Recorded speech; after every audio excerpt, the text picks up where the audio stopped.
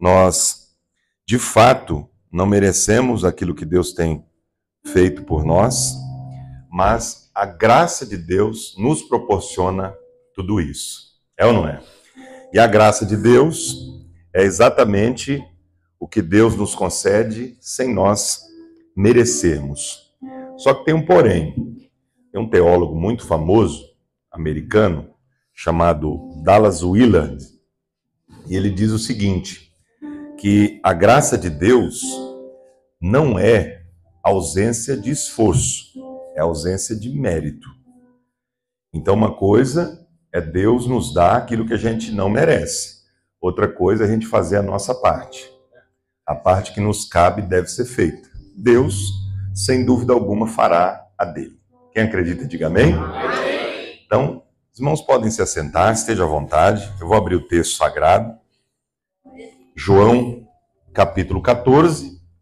Não sei como é o costume dos irmãos aqui, se lê em pé ou sentado. Lá no Brasil a gente lê sentado, né? João, capítulo 14. Nós vamos ler alguns versículos para juntos navegarmos um pouquinho no que nós chamamos de pneumatologia, que é a doutrina. Doutrina significa, no latim, ensino, do Espírito Santo. A palavra pneuma, no grego, pneuma, significa vento, sopro, ar, fôlego e também espírito. Em alguns seminários, a matéria chama-se pneumatologia. Em outros se chama paracletologia, que é o estudo do Consolador, que é a mesma coisa. Em outros seminários, a matéria se chama pneumorragiologia, que é o estudo do Espírito Santo. Pneum, espírito, hagios, santo, logia, estudo. Mas todas essas matérias se resumem no estudo do Espírito Santo.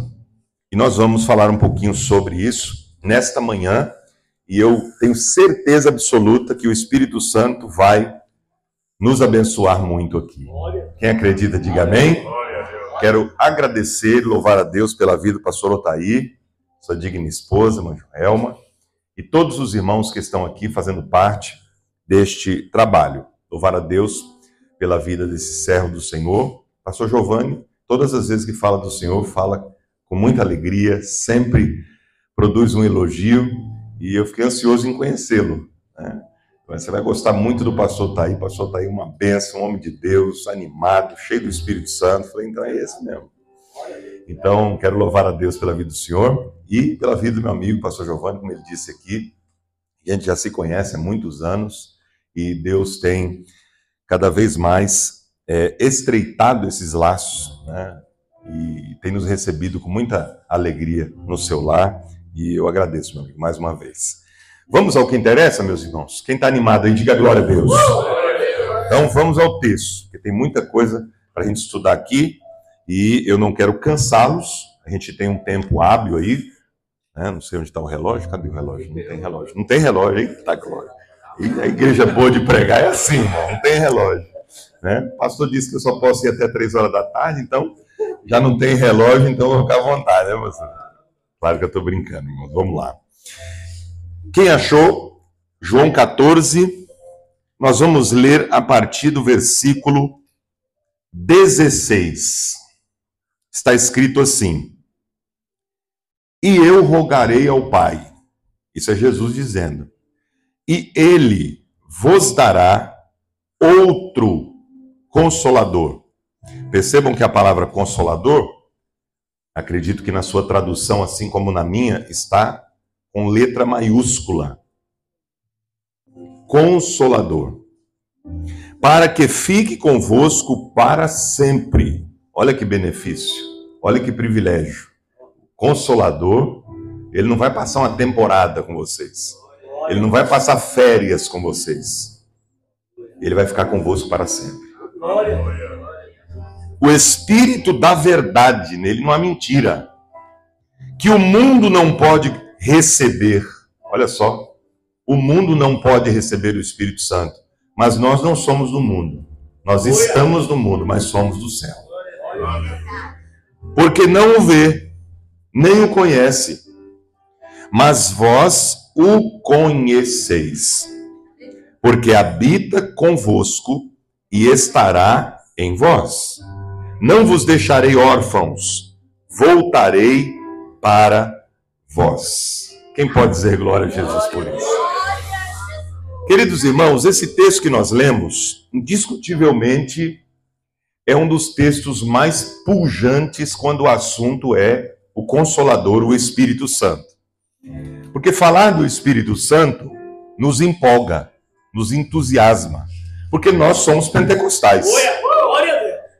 Tem pentecostal em Portugal? E os pentecostais enxergam a pessoa do Espírito Santo de forma diferente dos demais cristãos. E é sobre isso que eu quero falar aqui nesta manhã. Essa diferença que os pentecostais fazem em relação ao Espírito Santo dos demais cristãos. Sejam protestantes tradicionais, sejam protestantes de outras linhas, como Reformada, nós enxergamos o Espírito Santo de outra maneira. Porque nós não somente falamos do Espírito Santo, nós não só conhecemos o Espírito Santo na teoria, nós temos experiências com o Espírito Santo. O pentecostal é conhecido por suas experiências com Deus, e elas são proporcionadas pelo Espírito Santo. Isto é extraordinário. Irmãos, isso aqui é um privilégio sem igual, sem tamanho, incalculável, sem medida. Vejam, o doutor Menzies, que é um dos maiores teólogos pentecostais do mundo, ele diz o seguinte, que o pentecostalismo ele é baseado num quadrilátero, conforme também diz o teólogo David Binghamton. Os evangélicos, nesse sentido, pentecostais, são caracterizados por esses 4 pilares. Primeiro, o conversionismo. O que é o conversionismo? A crença de que vidas precisam ser transformadas. E o pentecostal crê, defende, prega sobre esse assunto. Segundo, o ativismo, a expressão do evangelho em trabalho. Ou seja, o crente pentecostal sempre está trabalhando, atuando, fazendo alguma coisa. 3, o biblicismo, que em particular, uma consideração pela Bíblia, e o que pode ser chamado de, em 4º lugar, crucicentrismo, ou seja, Cristo e a sua cruz estão no centro da nossa pregação, no centro da nossa teologia. E é interessante que, por definição, os pentecostais creem que o que aconteceu em Pentecostes, de onde veio o nosso nome, ainda acontece. Ainda acontece. Aqui que eu quero entrar com vocês. Quem está prestando atenção aí, diga amém. Então, ouça bem isso aqui. Redobre a sua atenção. Ó. O livro dos Atos dos Apóstolos, ele é um livro diferente. Quem o escreveu? Foi Lucas. Lucas escreve 2 tratados, 2 textos profundos. O primeiro, que a gente conhece como o Evangelho de Jesus, segundo Lucas. E o segundo, que é a continuação deste, que é o livro dos Atos dos Apóstolos. No primeiro, ele trata a respeito da biografia de Cristo. No segundo, ele trata do Espírito Santo agindo na igreja. Tanto é que Atos dos Apóstolos poderia ser chamado de livro dos Atos do Espírito Santo, porque é o Espírito Santo o tempo todo agindo na igreja. É o Espírito Santo o tempo todo trabalhando na igreja, pela igreja, com a igreja, na igreja. Então, o Espírito Santo é a figura central do livro dos Atos dos Apóstolos. E aonde aconteceu o Pentecostes? Atos 2. E esse Pentecostes, que era uma festa judaica, festa das colheitas, chamada em hebraico de Shavuot, foi escolhida por Deus para que neste dia o Espírito Santo fosse derramado. E o que eu acho lindo é que Jesus havia prometido isso. Ele disse o seguinte, você leu comigo, João 14, no versículo 17. O Espírito da verdade que o mundo não conhece e não pode receber, porque não vê, nem o conhece, mas vós o conheceis, porque habita convosco. Mas o texto não para por aí. E estará em vós. Então, enquanto Jesus está pregando ali, naquele momento, João 14, 15 e 16 são os 3 capítulos do Espírito Santo. Os 3 capítulos do Espírito Santo. Esses são os últimos textos onde Jesus fala antes da sua crucificação. Então, ele está na semana da sua morte. A última semana antes da sua crucificação, consequentemente da sua morte. Então, ele está dando os últimos exemplos, instruções para os seus discípulos. Ele está dizendo, eu não vou deixar vocês órfãos. Porque imagina o baque, imagina o impacto. Jesus está com eles 3 anos e pouco, eles estão começando a entender o Evangelho, pastor Thaí. Eles estão começando a encher-se daquilo que Jesus disse, transbordando, entendendo. De repente, Jesus começa a dizer o seguinte, eu estou aqui com vocês, mas eu vou ficar muito tempo não. Como é que é, Jesus? Eu vou voltar para o céu. Eu vou voltar para o Pai. Mas como assim? Agora que está dando tudo certo, agora que a igreja está crescendo, agora que a gente tem milhões de seguidores no nosso Instagram, Jesus, agora que a igreja está uma vez, todo mundo está conhecendo, como é que o Senhor fala uma coisa dessa? Nenhum discípulo de Jesus estava preparado para o que ele estava ensinando. Tanto é que vocês lembram, Pedro acaba de receber uma palavra da parte de Jesus, que ele seria usado, que ele teria chaves do reino dos céus para pregar, para expulsar demônio, para fazer a obra. E de repente ele diz, Jesus, vem aqui no canto. Deixa eu ter uma conversa contigo. Esse negócio de cruz, de morrer, não dá certo. Não, agora está dando tudo certo, vamos continuar. Vamos continuar. Jesus diz, para trás de mim, Satanás. Porque me serve de escândalo. Porque não conheces as coisas de Deus. Ou seja, todo aquele, não é que Pedro estava endemoniado não, viu gente? Pelo amor de Deus, eu vi gente ensinando isso. Pedro não estava endemoniado, mas a fala dele foi uma fala opositora ao propósito. O que significa a palavra Satã em hebraico? Opositor, adversário, inimigo. Todo aquele que se opõe ao projeto de Deus é um Satã. Olha aí, isso é forte, hein? É um inimigo.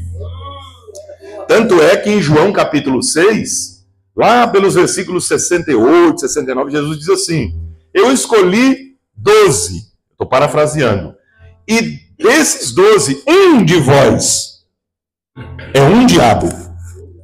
Ele não disse o diabo, artigo definido. Ele disse um de vós é um. Porque a palavra diabolos, no grego, também tem esse sentido. Dia, o prefixo dia, no grego, significa separar.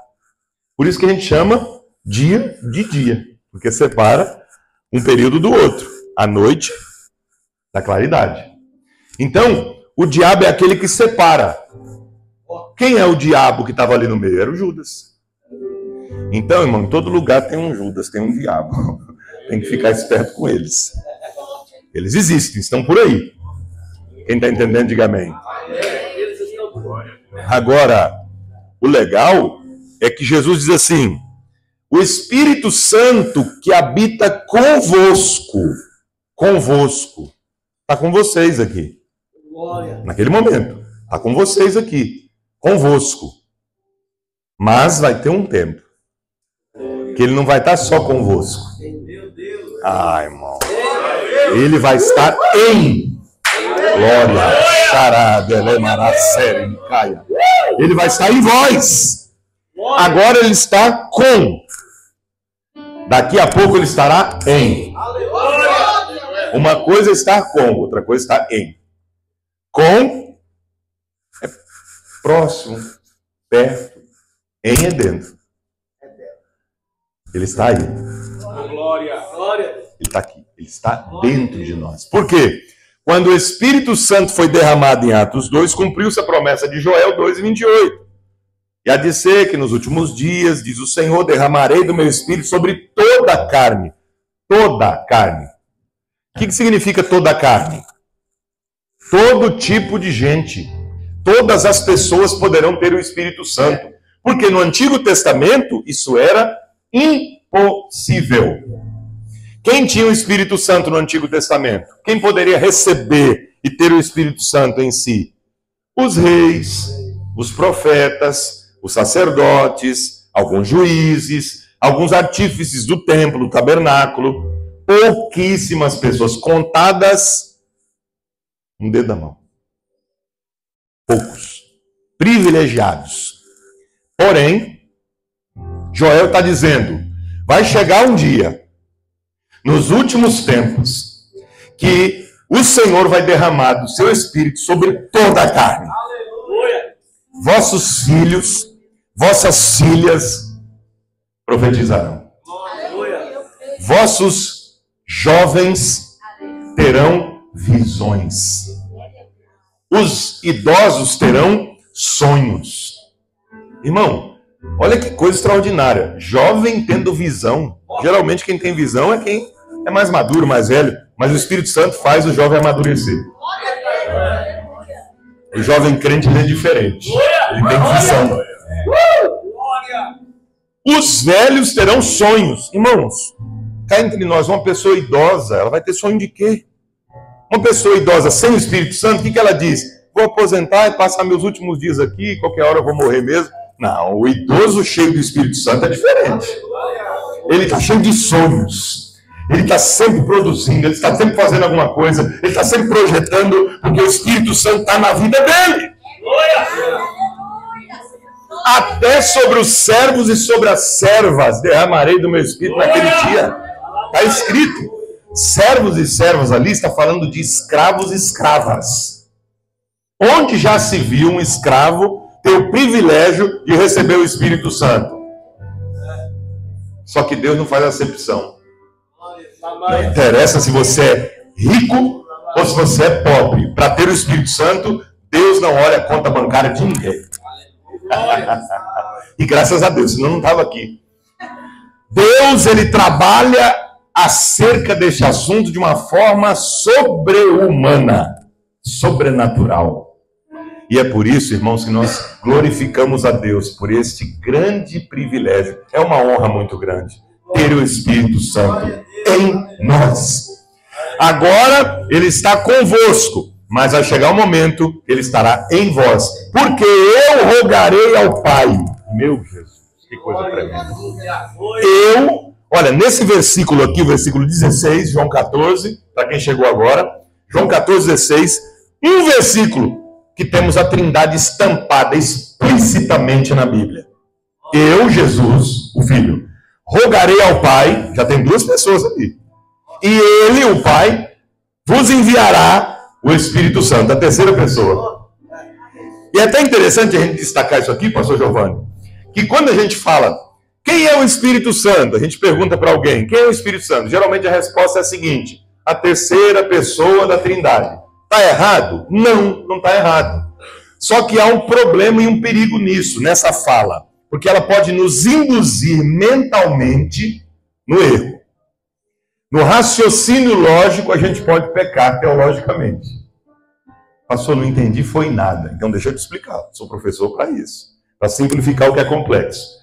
Quem está aí, diga amém. Amém. Não tivesse a dizer como, né? O que acontece? Quando a gente fala assim, o Espírito Santo é a terceira pessoa da Trindade, na verdade, isso implica numa hierarquização na nossa mente, sem a gente perceber, pastor Daí. Sem a gente perceber, a gente pensa assim, bom, o Pai é a primeira pessoa, se é a primeira é mais poderosa. Jesus é o Filho, é a segunda, se é a segunda pessoa é menos poderosa que a primeira. E o Espírito Santo é a terceira, então, né, é um Deus menor. Aí, irmão, isso é heresia de testemunho de Jeová. Não, eu prefiro dizer, não é errado falar que ele é a terceira pessoa da Trindade, tá? Não é errado, você vai encontrar isso nos livros de teologia. Mas eu, Rodrigo, prefiro dizer o seguinte, o Espírito Santo é uma das pessoas da divindade. Viu a diferença? Porque ele está no mesmo patamar do Pai e do Filho. O que é a Trindade, pastor? A Trindade é a manifestação do próprio Deus. Deus é trino e uno ao mesmo tempo. Ele é um só Deus, mas ele está em 3 pessoas: Pai, Filho e Espírito Santo. Não são 3 deuses. Não são 3 deuses. Isso seria triteísmo, seria pecado, idolatria.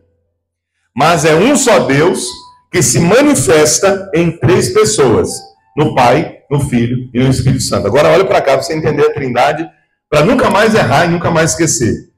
Porque a Trindade é só o tema mais difícil da teologia, só isso. Porque a nossa mente é limitada para compreender Deus, gente. Tudo que a gente for falar a respeito de Deus, na linguagem humana, é pouco. Não existem adjetivos suficientes, não existem verbos suficientes. Tudo que você vai falar em relação a Deus é pouco, é pequeno, porque ele é grande, tão grande, que a Bíblia diz que nem os céus dos céus podem contê-lo. Mas mesmo assim ele cabe dentro de nós. Dá para explicar isso? Então o Espírito Santo, ele não é, olha a Trindade, não é o Filho. Assim como o Filho não é o Pai nem o Espírito. Assim como o Pai não é o Filho nem o Espírito. E nem o Filho é o Pai e nem o Espírito. E assim vice-versa. Quem entendeu, diga amém. Povo inteligente, entendeu rápido. Isso aqui demora tempo. Por quê? Porque uma pessoa é o Espírito Santo, outra pessoa é o Filho, outra pessoa é o Pai. Senão a gente vai incorrer no erro do unicismo, que é uma sectariedade dentro do cristianismo. É uma espécie de heresia muito pesada que está inserida em algumas igrejas. Que só existe uma pessoa na divindade. E eles dizem, essa pessoa é Jesus. Então Jeová é Jesus. O Espírito Santo é Jesus. Não é. Não é. Na Bíblia não é assim. Existe um grupo muito famoso lá no Brasil, chamado Voz da Verdade, que você deve cantar os hinos deles. Os hinos são lindos, mas a teologia é terrível. Porque eles ensinam que Jesus é o Pai e que Jesus é o Espírito Santo. Então me explica isso aqui. Eu, Jesus, vou rogar ao Pai. Peraí, eu vou orar para mim mesmo? E ele vai enviar o Espírito Santo. Então eu vou orar para mim mesmo e vou me enviar. Então isso é uma heresia. Não creia nisso e não aceite isso. Quem entendeu, diga glória a Jesus. Então a Trindade é: o Pai é Deus, o Filho é Deus, o Espírito Santo é Deus. Mas o Pai não é o Filho não é o Pai não é o Espírito não é o Filho. Pronto, resolveu. Posso ir embora? Quem entendeu aí? Então, essa é a verdade. Acho que acabou a pilha aqui. O que acontece? O Espírito Santo, na vida do crente, ele trabalha de uma forma tão espetacular que a gente não tem palavras para descrever. Desligou, foi? Não aguentou a unção. O Espírito Santo, ele é tão extraordinário que as nossas palavras não podem descrevê-lo. Totalmente. Porque é Deus, gente. O Espírito Santo é Deus, sim ou não? Sim.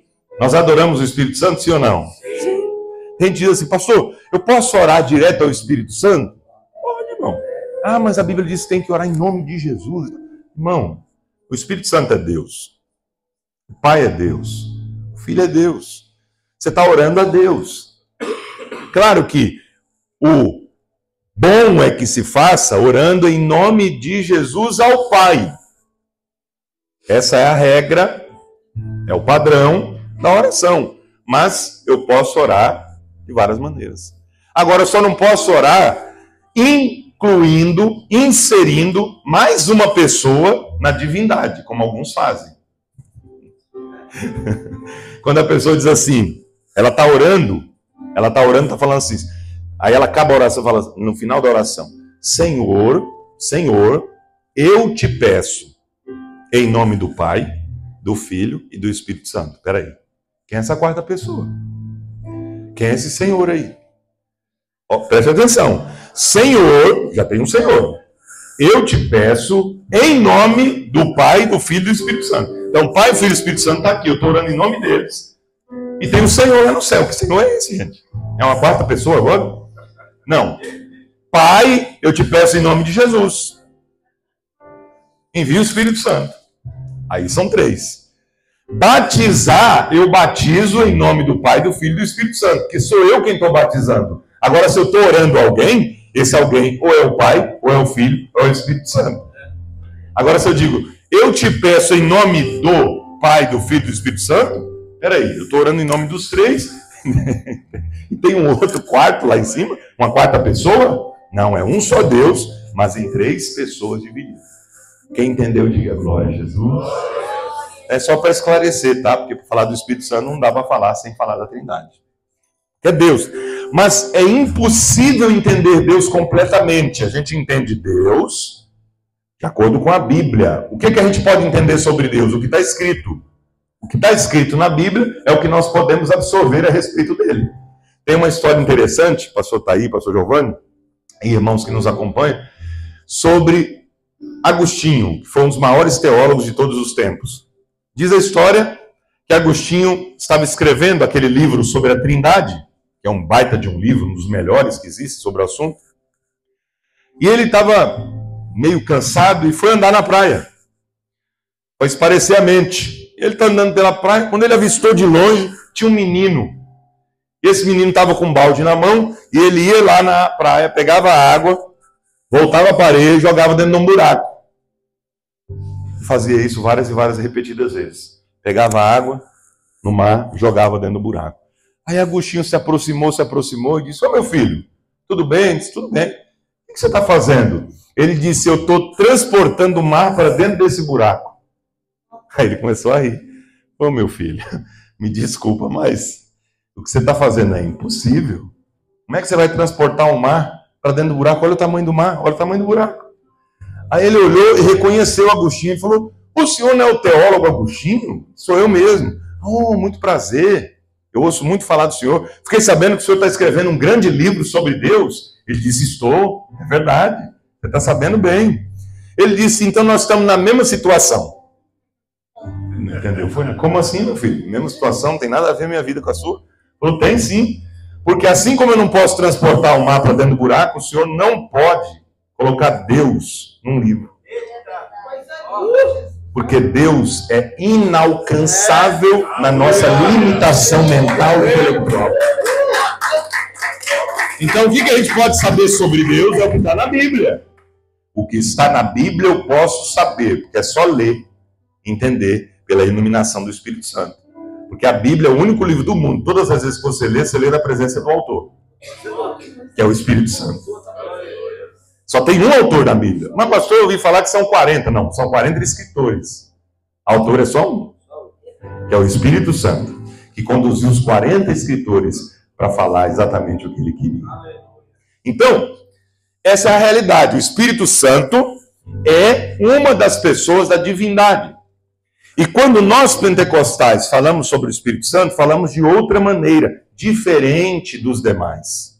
Diferente dos demais. Porque Atos dos Apóstolos foi escrito por Lucas. E Lucas era médico. Todo mundo sabe isso. Lucas era historiador. Todo mundo fala isso. O que quase ninguém fala é que ele também era teólogo. Pastor, o que muda? Muda tudo. Muda tudo porque Lucas ele sabe exatamente o que ele quer escrever. Ele não está escrevendo por acaso. Ele não está escrevendo de qualquer maneira. Ele está sob a inspiração divina. E ele tem conhecimento absoluto do que ele está fazendo.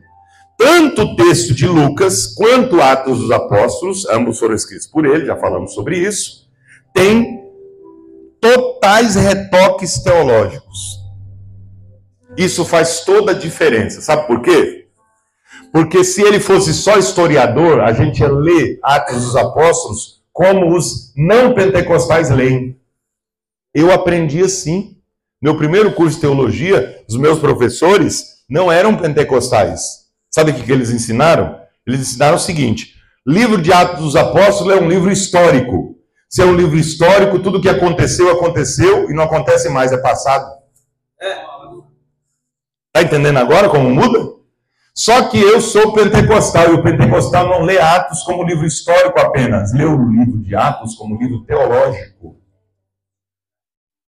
Não existe nenhum versículo na Bíblia, mais de 31.110 versículos. Nenhum versículo da Bíblia diz que Deus deixaria de agir como agiu na igreja primitiva.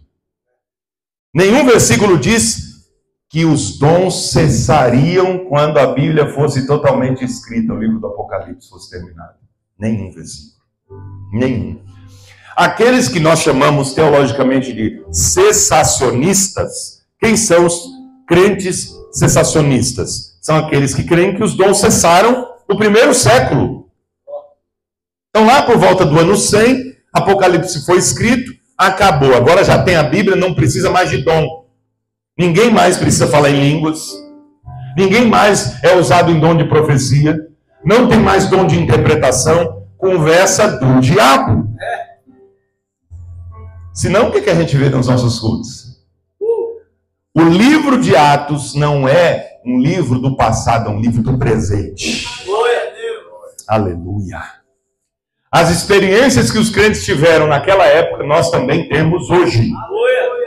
Quem está aí? Quem está aí? Quem está aí? Pode dar um glória. Somos pentecostais e nós cremos na manifestação do Espírito Santo hoje, ainda. Os dons não cessaram. Ele ainda age. O Espírito Santo trabalha. Ainda tem batismo com o Espírito Santo. Deus pode te batizar hoje de manhã. Ainda tem manifestação de línguas. Ainda tem manifestação de profecias. Deus ainda dá visões, dá interpretação, discernimento, faz milagres, faz maravilhas, tem cura de vida. O pentecostal acredita em tudo isso. E nós não somos diferentes. Nós cremos na Bíblia no pacote completo. Irmão, ou crê na Bíblia toda ou não crê em nada. Comigo é assim. Pentecostal é assim. Ou crê em tudo que está aqui ou não crê em nada. Porque ou a Bíblia é toda inspirada ou ela não é nada inspirada. Não tem como ter meio termo com isso. A Bíblia é a palavra de Deus e o que está escrito aqui foi inspirado por Deus e o livro de Atos dos Apóstolos não terminou. Glória. Nós somos Atos 29. Pastor, não entendi. O livro de Atos termina no capítulo 28, na Bíblia, mas ele continua. Porque é o único livro da Bíblia que não tem uma conclusão, não tem um desfecho.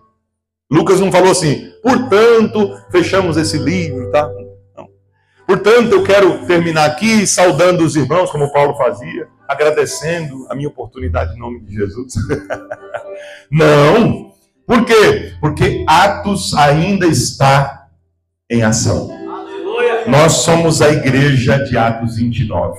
Nós continuamos recebendo as experiências do Espírito Santo, vivenciando-as a cada dia. Quem é batizado no Espírito Santo? Quem tem dons espirituais aí? Quem crê no poder de Deus aqui?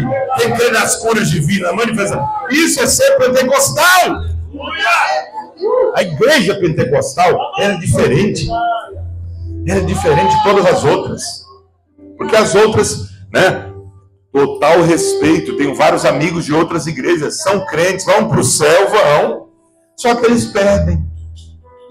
Eu tenho amigos que são teólogos de primeira linha, mas eles são cessacionistas, são calvinistas. Eles olham assim, Atos dos Apóstolos, nossa, como é lindo, dia de Pentecostes, o Espírito Santo se derramou, e eles explicam no grego, e eles explicam nos originais, eles falam, olha, aconteceu isso, isso e isso, e eles falaram em língua, e o povo ouviu, interpretou, aquela coisa maravilhosa, mas isso foi para aqueles dias. Isso não acontece mais hoje. Isso aí que os pentecostais fazem não é verdadeiro. Irmão, não fala um negócio desse, não. É emocionalismo, né, pastor? Isso aí é coisa de gente histérica. Tem alguns que são mesmo, mas não tem nada a ver. Não é por causa da exceção que você vai transformar na regra. Porque gente, né, faltando parafuso tem em todo lugar. E na igreja pentecostal também. Só que não é por conta dos erros que eu vou invalidar os acertos. Eu estava debatendo com um teólogo sensacionista num canal de TV, e aí ele falou, mas esses dons aí, essa manifestação que a gente vê, isso é tudo mentira, porque tem gente que fica profetizando mentira aí na internet, pedindo dinheiro, pedindo pix, e não sei o quê.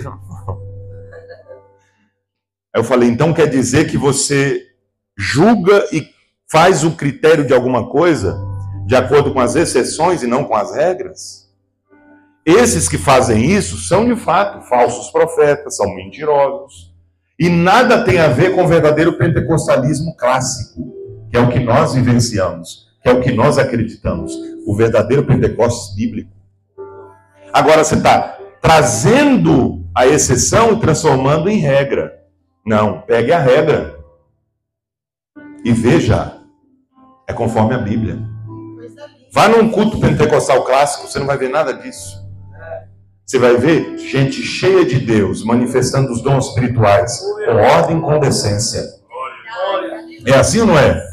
Quantas vezes você já viu Deus falar, Deus usar alguém, Deus derramar a sua glória, e você sabe que aquilo não é mentira, aquilo não é indução, aquilo não é sugestionalismo, aquilo não é nada feito nem produzido pela vontade humana. Isso é obra do Espírito de Deus. É Deus quem faz. É Deus quem faz. Então nós cremos nisso. Quem crê, diga amém. Essa é a verdadeira essência do Pentecostes. Olha o que o Dr. Robert Menzies diz a respeito do ser pentecostal. Quem está aí, quem está me ouvindo, diga amém. Nas palavras de Menzies, pentecostal é todo aquele que as experiências descritas em Atos servem de modelo para a experiência cristã contemporânea, atual. Que o batismo no Espírito Santo é uma capacitação pós-conversão para a missão e que o falar em línguas marca essa experiência. Então vejam, outra diferenciação entre a teologia pentecostal, a nossa pneumatologia, e a teologia não pentecostal, é que os não pentecostais, eles dizem que o batismo no Espírito Santo é quando a pessoa aceita Jesus. Pessoa, quem quer aceitar Jesus? Eu quero, ele vem aqui, ora por ele. Opa, foi batizado no Espírito Santo, que agora ele é crente. O Espírito Santo passou a habitar nele. Aí está confundindo o selo do Espírito com o batismo no Espírito. Paulo fala do selo do Espírito em Efésios capítulo 1, a partir do 13. Vós fostes selados pelo Espírito. O selo do Espírito Santo é uma coisa. O batismo no Espírito Santo é outra. O que é o selo? É a marca. A pessoa aceitou Jesus, ela foi marcada, ela foi selada, ela recebeu de fato o Espírito Santo. O Espírito Santo passa a habitar nela, se a conversão foi genuína. Mas ela não foi batizada no Espírito Santo. O batismo no Espírito Santo é uma experiência após a conversão. E ela é marcada pelo falar em línguas. Quem pode dar um glória a Deus? Glória a Deus. Então, a experiência pentecostal do batismo no Espírito Santo, ela é totalmente bíblica. E nós acreditamos que ainda acontece. Quantas vezes eu acabei de pregar e vi pessoas batizadas no Espírito Santo? Quantas vezes eu vi Deus batizado com o Espírito Santo em sala de aula? Quantas vezes eu vi Deus batizado com o Espírito Santo dentro de casa? O Espírito Santo é o vento que sopra onde quer. Ninguém segura. Eu sinto a sua presença. É o vento que sopra lá no Brasil. É o vento que sopra aqui em Portugal. É o poder do Espírito. Irmãos, olha que coisa tremenda isso aqui. Olha que coisa tremenda. Eu me empolgo falar do Espírito Santo. Não para sair pulando aqui de poder. Que é maravilhoso demais. 2 homens, 2 suecos, batistas, saem de um dos lugares mais frios do planeta, que é a Suécia. É frio, não é? Quem conhece lá? Quem já esteve lá? Já esteve lá, né, pastor? É calor lá? É um frio, irmão. Nossa, misericórdia, não gosto nem de pensar no negócio desse. 40 graus negativo. 2 homens são chamados por Deus e vão para os Estados Unidos. Lá nos Estados Unidos eles recebem a chama pentecostal. São batizados no Espírito Santo. São cheios de poder. Deus revela para eles através de um profeta: vocês têm que ir para um lugar chamado Belém. Eles olham no mapa, Belém, Belém, Belém, só tem Israel. Não, é outro Belém, lá na América do Sul. Ah, é? Brasil, que lugar é esse? Ninguém nem sabia que existia Brasil, irmão. No meio do mato? É, no meio do mato. Quem já foi em Belém do Pará? Tem alguém de lá? De Belém, né? É, terra boa, já estive lá várias vezes pregando. Dá uma glória a Deus aí, mano, Belém. Então, lá, imagina, é gigantesco o estado do Pará. É ou não é? Floresta amazônica, aquela coisa toda. Hoje, imagina na época, 100 anos atrás. Onça para todo lado, jacaré para todo lado. E aí, eles vêm, viajando dos Estados Unidos, vão para o Brasil. Chegam lá, a chama que estava na mão deles se espalhou por todo o território, se espalhou pelo mundo inteiro. Resumindo a história, 2 homens saem de um dos lugares mais frios do planeta, recebem o poder da chama pentecostal e espalham pelo mundo inteiro. Hoje, você não der glória a Deus agora, irmão, misericórdia. Escuta, hoje há um número de pentecostais quase 3 vezes maior do que a população da Suécia. É Deus ou não é que faz um negócio desse? Você faz parte desse grupo, não, glória a Deus. É só Deus para fazer um negócio desse.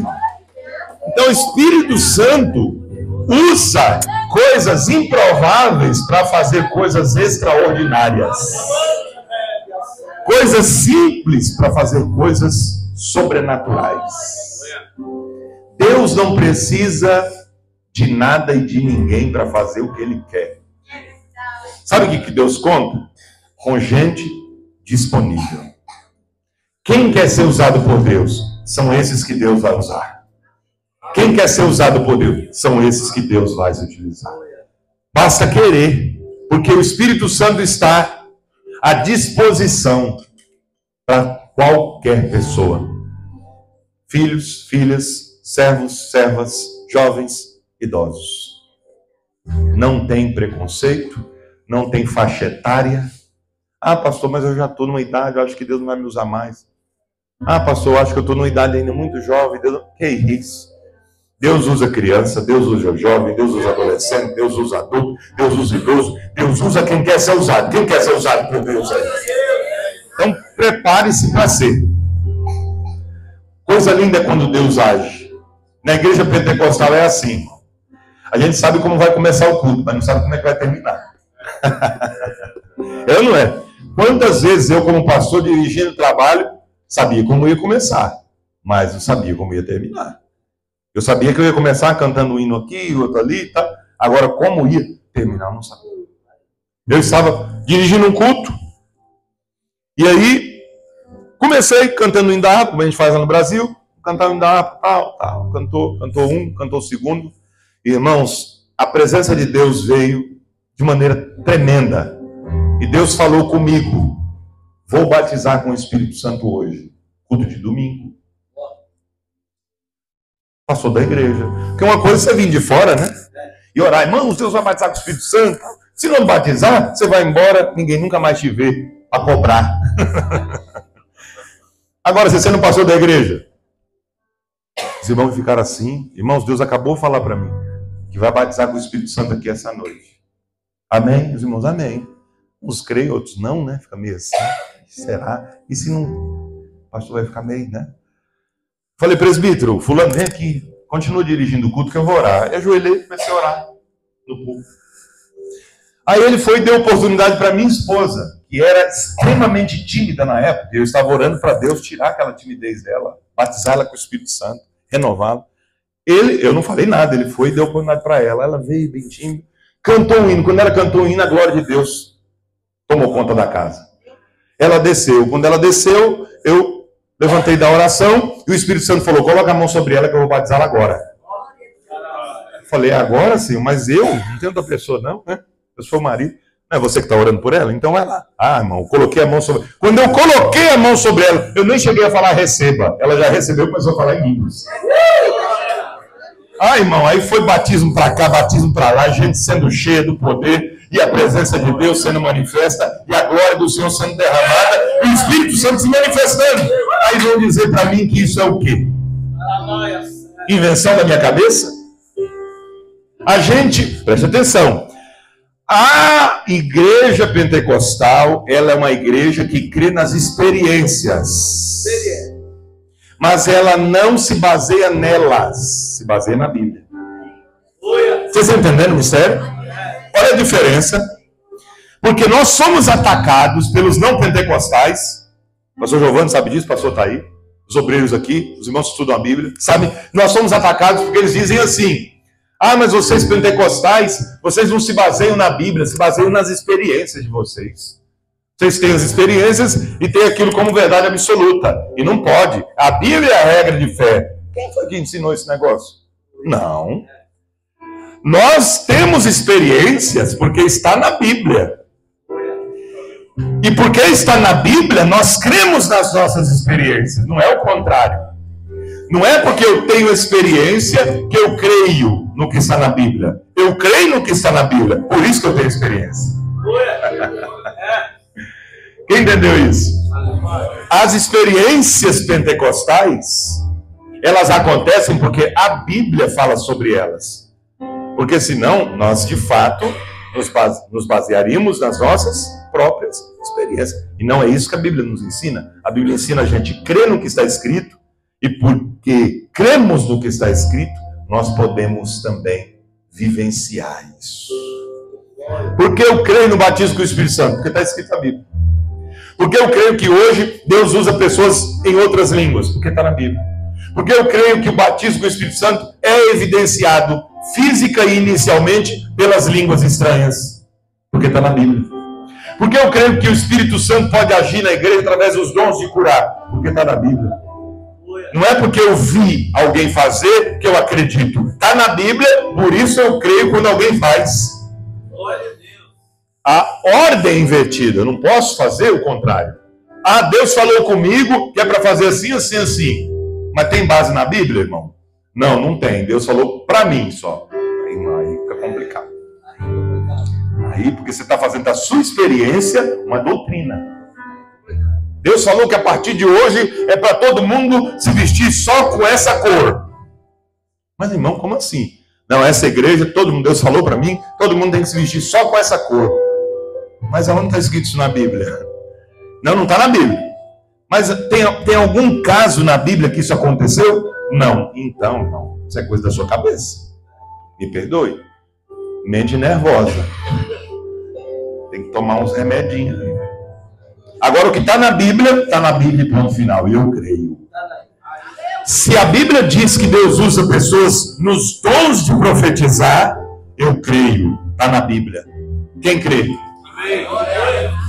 Aí vem uma outra grande diferença, a terceira. Os pentecostais, eles creem na Bíblia como a palavra de Deus. Mas a Bíblia, apesar de conter profecias, ela não é a única profecia. Preste atenção nisso, para não entender errado. Para não dizer que eu estou ensinando heresia aqui.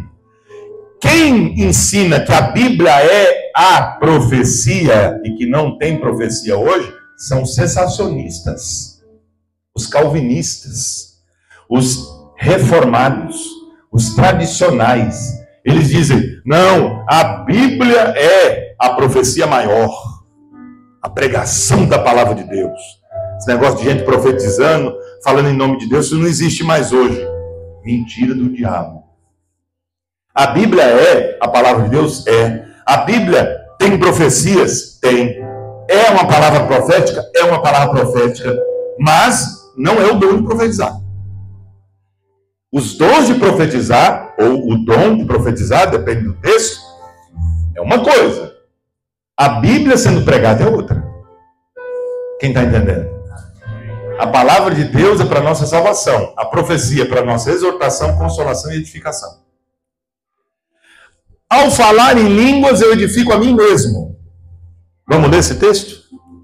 1 Coríntios. Só quem gosta de Bíblia, diga amém. Capítulo 14. Versículo 2.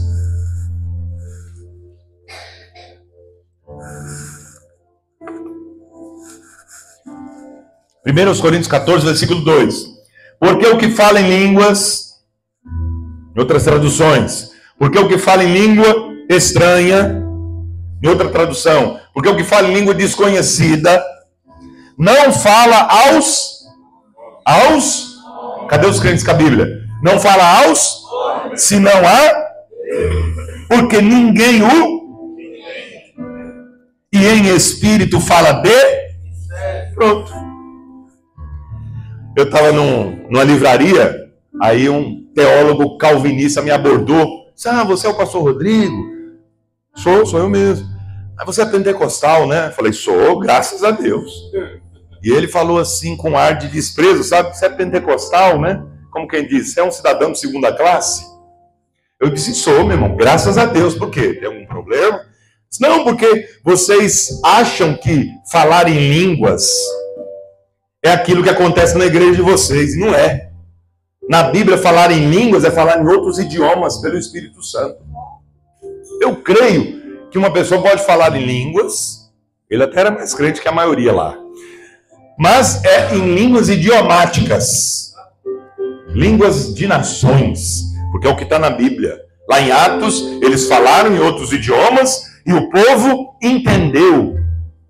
Falei, então, foram 2 milagres. Os que falaram em outros idiomas, os que falaram em línguas e os que entenderam. Dom de línguas e dom de interpretação ao mesmo tempo.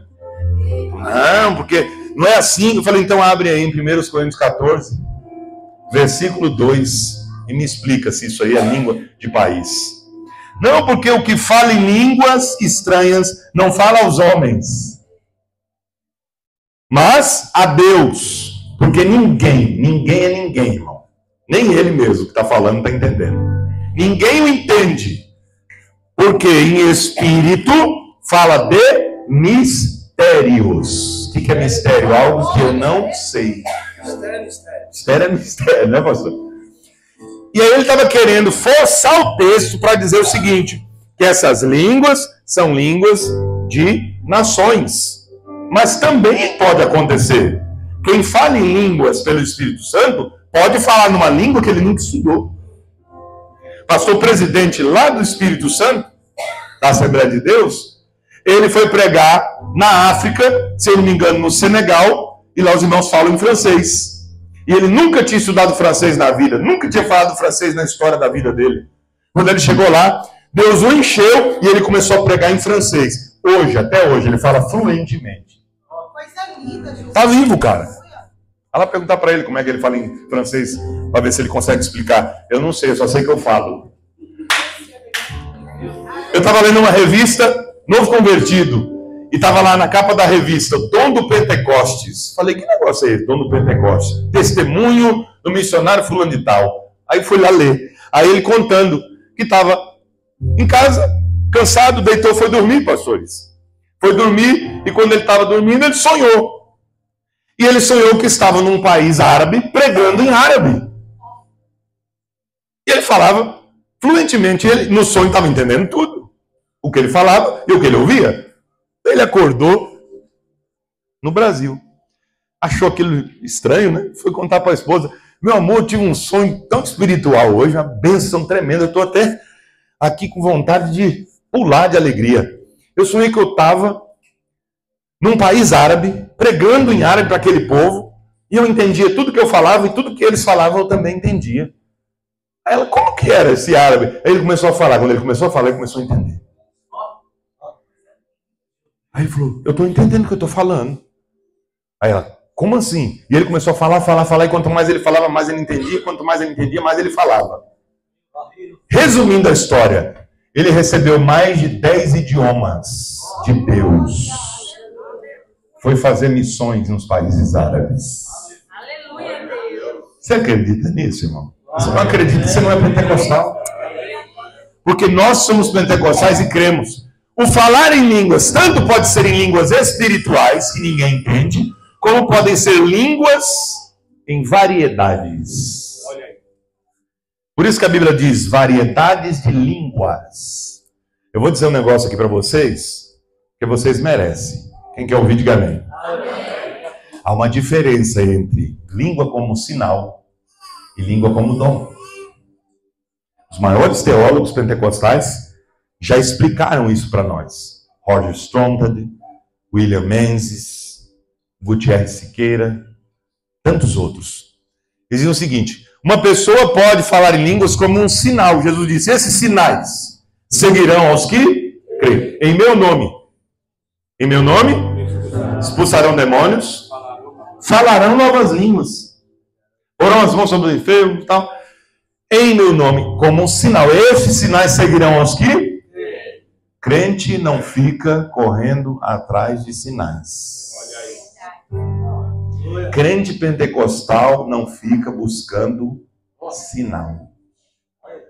Pastor, eu vou dizer um negócio aqui, com todo respeito aos irmãos. Se você já entendeu isso de outra forma, ou já pregou, não tem problema, eu também já fiz isso. Mas a gente tem que aprender o que está na Bíblia.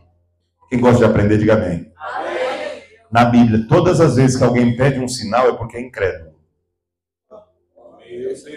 Deus não inspira ninguém e nunca mandou ninguém pedir sinal. Puxa na memória aí, todos os casos. Senhor, me dá um sinal, incredulidade. Deus dava, pastor. Por que eu não posso pedir? Deus dava, mas contra a vontade. Sabe quando a pessoa é tão incrédula que Deus fala assim: não é possível. Tá bom, toma aqui. O Gideão, né? Ô Senhor, o Senhor me chamou mesmo. O novelo, ele tem que estar molhado. De madrugada eu vou acordar. Aí tá lá molhado. Rapaz, irmão, já deu sinal. Terra seca, desmantelado, tribuloso, crente nuvem. Mas, Senhor, eu queria que agora tivesse molhado em volta e ele tivesse seco quando eu acordar. Imagina Deus lá no céu. Oh, povo difícil. Crente, né? Tá bom? Toma aí. Recebeu o sinal. Recebeu? Não sei se... Sim. Mas é por causa da incredulidade. Sim, quando ele vai na arraial, ele pede... Incrédulo, incrédulo. E Deus não ouve, não atende por causa das orações, mas apesar das orações. Porque não era para ele ter pedido sinal, era para ele acreditar e fazer, igual Abraão. Sai da tua parentela e vai para uma terra que eu vou te mostrar, e tal, e tal, e tal. Pois não, Senhor, pegou as malas. Onde você está indo, Abraão? Família. Eu estou indo onde Deus mandou. Onde é? Eu não sei não, vai falar ainda. Isso é fé. Aí Jesus está lá pregando, aí vem os fariseus religiosos, tudo metido a sábio. Queremos um sinal. Já que o Senhor disse que é o Filho de Deus, dá um sinal para a gente vai acreditar. Aí Jesus, ai, ai. Uma geração má e perversa pede um sinal. Mateus 12. E não lhe será dado, senão o sinal do profeta Jonas. Que ficou 3 dias e 3 noites no ventre do grande peixe. Assim também, o Filho do Homem vai ficar 3 dias e 3 noites no ventre da terra. Depois ele vem. Depois ele ressurge. Quem pode glorificar? Quem pede sinal é quem não está crendo. Crente pentecostal não corre atrás de sinal. O sinal corre atrás dele. Esses sinais seguirão. Estes sinais seguirão. Aquele. Quais são os sinais? Fala não e outras línguas. Que línguas? Novas. Novas? Novas. Se são novas, são outras. Você sabia que o falar em línguas estranhas, como a gente chama na Bíblia, que a palavra estranha não está no original grego. Por isso que na sua Bíblia está em itálico. A palavra estranha, ela está de outra forma. A fonte é outra. Por quê? Porque não está lá. É só para a gente saber que essas línguas não são da terra. São línguas espirituais. Quem fala em línguas desconhecidas, esse é o termo. Línguas desconhecidas, não fala aos homens, mas fala a Deus. Irmão, isso aqui é tão tremendo. Eu queria ter pelo menos um mês para ficar aqui com vocês falando sobre esse assunto. As línguas são um sinal para os incrédulos também. Que isso, pastor? É.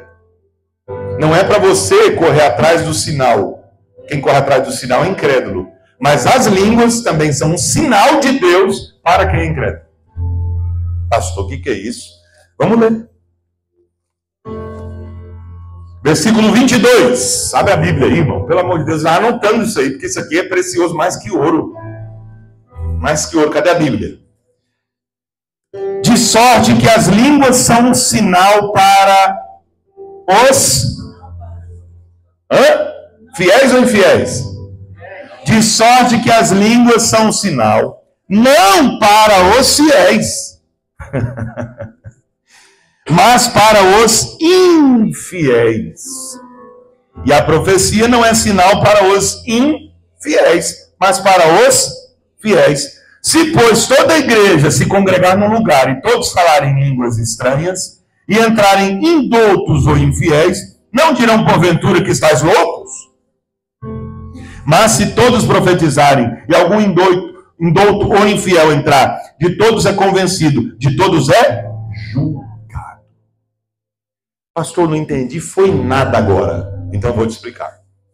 As línguas também se manifestam como um sinal, mas não é um sinal qualquer, é um sinal de juízo para os infiéis. Porque se um infiel entra num ambiente onde crentes estão falando em outras línguas, em línguas espirituais, eles vão observar aquilo e vão dizer, olha, Deus está no meio desse povo. Porque esse povo não podia fazer isso sozinho. E se Deus está no meio desse povo, Deus existe. E nós não somos crentes. Então é um sinal de juízo para nós. Se a gente não se converter. É o que está escrito. Então, quem fala em línguas, fala para edificação própria. Ninguém o entende, a não ser que haja outro dom em atividade. O dom de interpretação das línguas. Agora, não confunda interpretação de línguas com tradução de línguas. Quem está entendendo isso? Interpretação de línguas, eu estou terminando. Não são traduções de línguas, porque nós estamos falando de um idioma espiritual que não se traduz, mas se interpreta. Interpretar é uma coisa, traduzir é outra. Há uma diferença. Por quê? Porque quando alguém está falando em línguas, não existe uma gramática. Se não existe uma gramática, eu não posso traduzir. Mas eu posso interpretar. Por exemplo, eu já vi uma pessoa, quando era novo convertido, né, de novo convertido, vê cada coisa, né? E aí, no meio dos jovens, aí o irmão estava tão empolgado com os dons que ele falou assim, eu quero ver como é que funciona esse negócio de interpretação de línguas. Quando alguém for interpretar a língua, eu vou anotar para eu aprender. Aí o irmão gritou lá no meio da igreja, deu uma rajada de língua, aí o irmão, opa, peraí, aí o outro interpretou, eu digo isso, assim diz o Senhor. Ele falou, opa, significa isso. Ele queria traduzir. Irmão, não se traduz, se interpreta. A pessoa pode expressar a mesma fonética e pode significar outra coisa. Quem está entendendo o mistério? Então, são mistérios de Deus. Deus trabalha dessa forma. Quantos testemunhos eu não conheço de pessoas que falando em línguas foram ouvidas por outras pessoas no seu idioma. Sem a pessoa saber que está falando. Mas quem está ouvindo está entendendo. Fenômeno espiritual. Foi o que aconteceu em Atos 2. Em Atos 2, diferentemente do que os calvinistas ensinam, não foi só língua e idioma, não foi só língua de nação, foram línguas estranhas também aqui. 1 Coríntios 14. Como é que Paulo vai falar de um assunto que não tem na Bíblia? Ele está falando de algo que está baseado em Atos 2. Línguas de nações, dialectos, conforme está lá no grego, mas também glossolalia. Línguas que eles falavam espiritualmente. E ambas foram compreendidas por quem estava lá na festa do Pentecostes. Peraí, esses varões não são galileus? Como, pois, nós os ouvimos falar no nosso próprio idioma? Eles estavam ouvindo no idioma deles. Mas eles estão falando a mesma frase. Ah, irmão, que é isso? Isso aqui é para dar glória a Deus de pé. Eles estão falando as mesmas coisas. Eles estão falando em vários idiomas, línguas estranhas. Mas eles estão entendendo nas suas próprias línguas, cada um no seu idioma. Conheci um irmão que ele veio do Japão, incrédulo de tudo, chegou numa igreja pentecostal, estava passando uma luta tremenda, financeira, familiar, emocional. Vamos entrar nessa igreja aqui para ver se existe esse negócio mesmo. Aí entrou, quando ele sentou lá no fundo, a irmã mais simples, mais pobre da igreja, começou a falar em línguas. E ela disparou, falar em língua, e os irmãos já estavam, meu Deus, essa irmã não tem sabedoria, está atrapalhando o culto. E o japonês lá atrás chorando que nem criança. Ela está falando em línguas, ela não estava falando japonês. Mas Deus fez pelo Espírito ele entender tudo em japonês. Deus desvendou a vida dele e profetizou a respeito de coisas futuras. E quando alguém perguntou, quem quer aceitar Jesus? Lá veio o japonês correndo. Eu quero. Ele disse, Deus acabou de falar comigo profundamente. Ele disse, como? Através daquela mulher. Ela morou no Japão? Não, essa mulher nunca saiu nem daqui do bairro. Pois é, mas ela estava falando no meu idioma. E os irmãos ficaram tudo sem entender. Como se ela estava falando em línguas? Mas é o poder do Espírito que transforma. Deus fala, Ele faz acontecer. Isso é ser pentecostal. Cadê os pentecostais? Pode levantar a voz e glorificar o nome de Jesus. Ela é mais, eu quero me nascer e canta rai. Não despreze o dom que você tem. Não despreze o dom que Deus te deu. Deus pode te usar poderosamente. Um amigo meu missionário Douglas, contou para mim que estava pregando na rua, evangelizando, entregando folheto.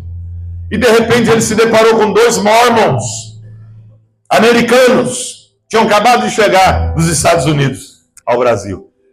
E aí ele começou a falar, vocês estão falando de Jesus? Eles disseram, yes, Jesus Christ. Muito bem, eu também estou. Então é o seguinte, Jesus morreu por nós, morreu por vocês também. E eles ficaram ouvindo, e ele começou a pregar. De repente, Deus transformou português em inglês. E ele começou a falar inglês e pregar em inglês. Ele nunca tinha estudado inglês na vida.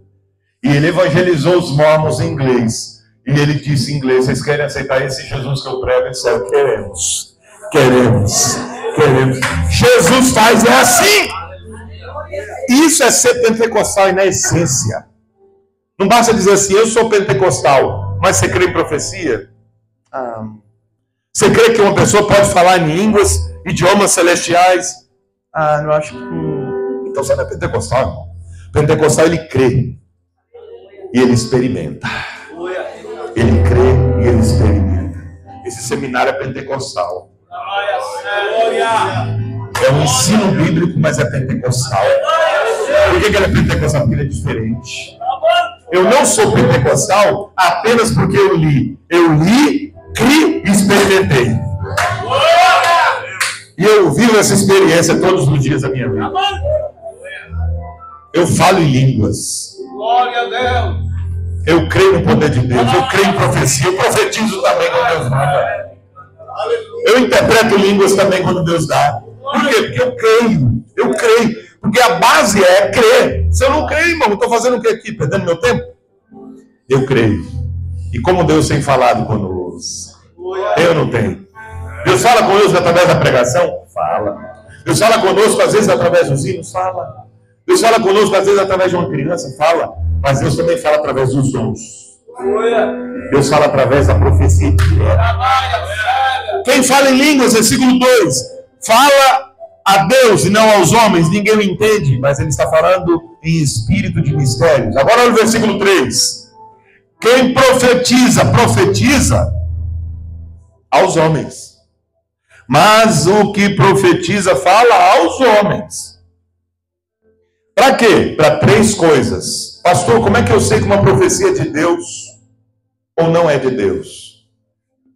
Tem que ter esses 3 propósitos. Edificação.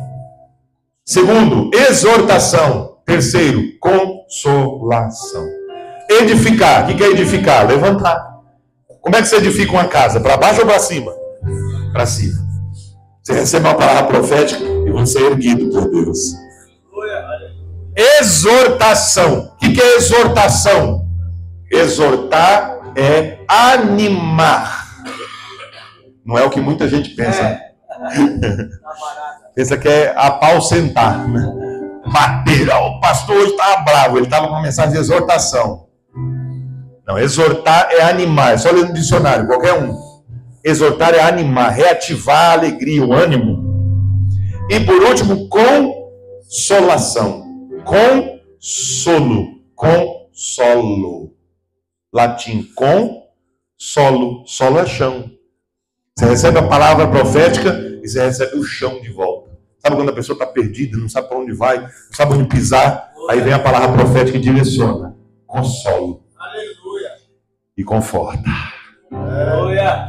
É ou não é? Então a palavra, quando ela vem de Deus, profética, ela edifica, ela exorta e ela consola. Quem profetiza, profetiza aos homens. Eu não posso profetizar para Deus. Deus me dá a profecia para eu profetizar para os homens. Agora, para Deus, eu falo em línguas. Eu glorifico a Deus em outros idiomas. Agora, irmãos, posso tocar num assunto interessante aqui com vocês? A gente tem uma ideia assim, a gente diz assim, né, às vezes. Irmão, quando você for orar, pedir algo para Deus que você não quer que ninguém saiba, nem o diabo, você ora em línguas. Porque o diabo não vai entender. Ou então você ora em pensamento. Irmão, por favor. Se o diabo entender ou não, não vai mudar em nada. Por quê? Porque quem controla tudo é Deus. Você acha que o diabo pode fazer alguma coisa? Uma vez me perguntaram na sala de aula, um aluno disse: pastor, é verdade que o diabo não pode ler o nosso pensamento? Eu disse: onde está escrito isso na Bíblia? Ele disse: não sei não, eu só sei que todo mundo prega isso. Eu disse: pois é. Mas onde está escrito? Não tem nenhum versículo que diga que o diabo não pode ler o nosso pensamento. Agora tem gente assustada. E agora, professor, ele pode ler? Se ele pode ou não pode, irmão, eu não estou nem aí.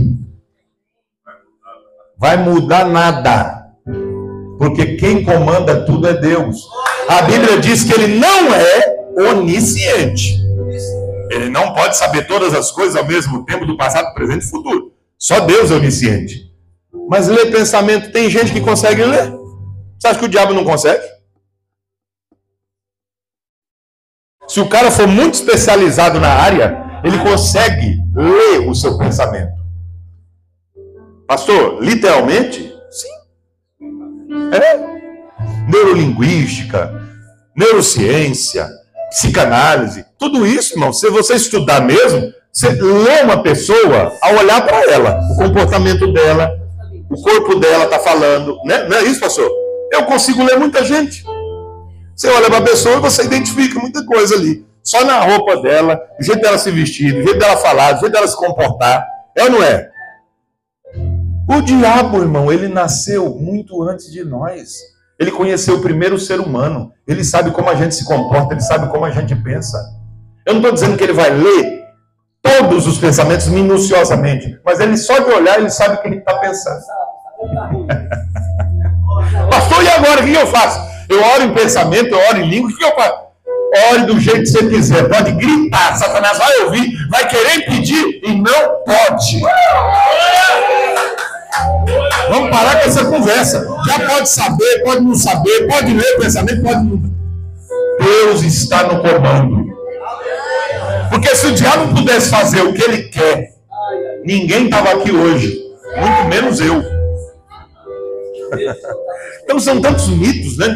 Não é isso, pastor? Eu estou com medo de contar essa bênção, que o diabo vai ouvir, o diabo se lasque no inferno. Se arrebente no juízo final. Porque nós somos crentes, estamos na mão de Deus. Nem lembra que o diabo existe. Meu compromisso é com o céu. O diabo não pode fazer o que ele quer. Ele não pode dar um passo se Deus não permitir. Martinho Lutero, o grande reformador, dizia que até o diabo é diabo de Deus. E Deus é tão tremendo e comanda todas as coisas de tal maneira que ele usa até o diabo para nos abençoar.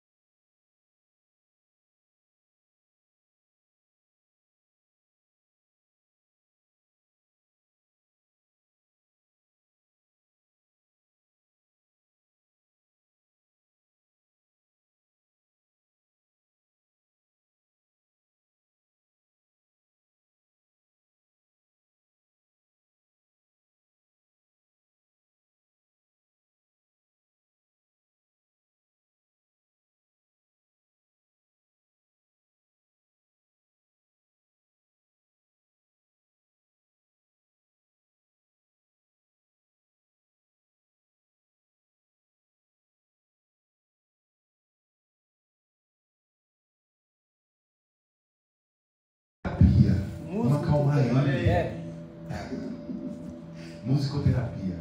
Alguém conhece uma pessoa que toca um instrumento suave para acalmar o rei? Aí um rapaz levantou a mão. Pena que a Bíblia não dá o nome dele. Eu conheço. Conhece? Onde ele mora? Ixi, rapaz, é um dos filhos de Jessé.